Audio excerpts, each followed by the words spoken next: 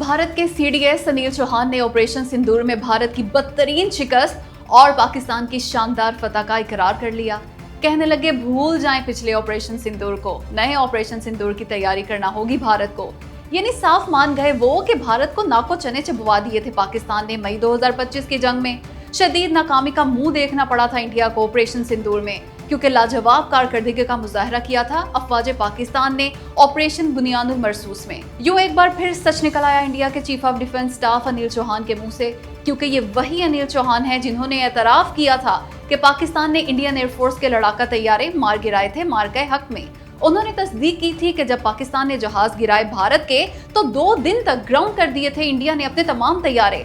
कहा था कि गिरे हैं भारतीय लड़ाका तैयारे, लेकिन तादाद को छोड़ें, क्योंकि तादाद से ज्यादा अहम यह है कि भारत ने 2 दिन में गलती सुधार ली थी और वापस फजा में बुलंद हो गए थे भारतीय तैयारे।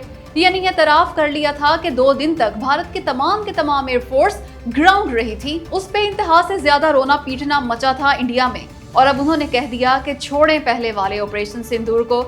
इस एतराफी बयान से साफ जाहिर है कि अगर भारत को फतह मिली होती ऑपरेशन सिंदूर में तो क्या उसका सीडीएस ये कहता कि छोड़ें ऑपरेशन सिंदूर 1 को, क्योंकि पाकिस्तान ने तो कभी नहीं कहा कि छोड़ें ऑपरेशन बुनियादुल मरसूस को। खैर, अनिल चौहान ने मजीद कहा कि नई टेक्नोलॉजी और नए सिस्टम्स को पुरानों से जोड़ना होगा।